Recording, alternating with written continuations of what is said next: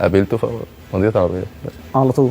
على طول. طب يقال برضه في القصه دي ان حصل يعني اختلاف ما بينك وبين نادي الزمالك قبل ما تنضم للنادي الاهلي على حوالي 50,000 جنيه. لا ما حصلش. انا بلغت نادي الزمالك اللي انا مش يعني ما حصلش النصيب وصلاه الاستخاره ما استريحش. كان عندك العرضين؟ لا كان عندك عرض الزمالك بس. ما كنتش مستريح، فبناء عليه ان الاهلي يقدم عرضه بعدها بس.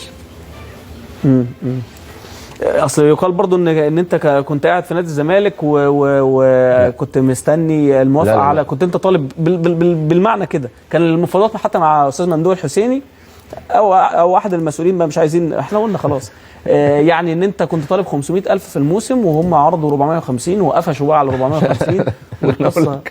اقول لك أيوة. لا مش كده، مش الفلوس. امال ايه؟ اقول لك اللي خلاني مش مستريح ايه؟ ان انا اقول كل ما اقول حاجه يقولوا موافقين مفيش حاجه. لا طب انت بتقولها من باب ان انت بتختبرهم مثلا، ولا من باب بتقول انت كنت عايز حاجه دي فعلا؟ سامع قبل ما اروح، ما انا دايما بسال فيقولوا لا ما يا جماعه النادي وبتاع. قالوا لا النادي فيه حاجات معينه ومختلفه، فاللي انا شفته عكس كده تماما.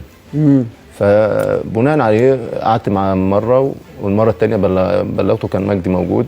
كان مين بقى المسؤول اللي انت كنت قاعد معاه؟ وخلاص ما انت قلت كابتن ممدوح الحسيني. فقعدت في بيته مرتين، والمره الثانيه انا قلت له انا مش مستريح عشان كل شويه يتوافق على اي حاجه. لا انا عاده يعني صليت استخاره عاده انت بتصلي استخارات كتير قوي.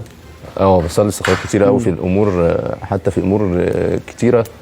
احيانا ببقى متردد اصلي استخاره مره واثنين وثلاثه ما بيظهرليش اي دلالات او اي علامات، فلاقي الموضوع لوحده يعني باظ. مع ان الطبيعي بتوع لعيبه الترسانه يعني الانتقال للسور الثاني اسهل. انا زي ما بقول لك كان العرض الوحيد اللي كان متواجد كان الزمالك فقط. يعني ما كانش فيه مفاضله اصلا؟ لا ما كانش فيه.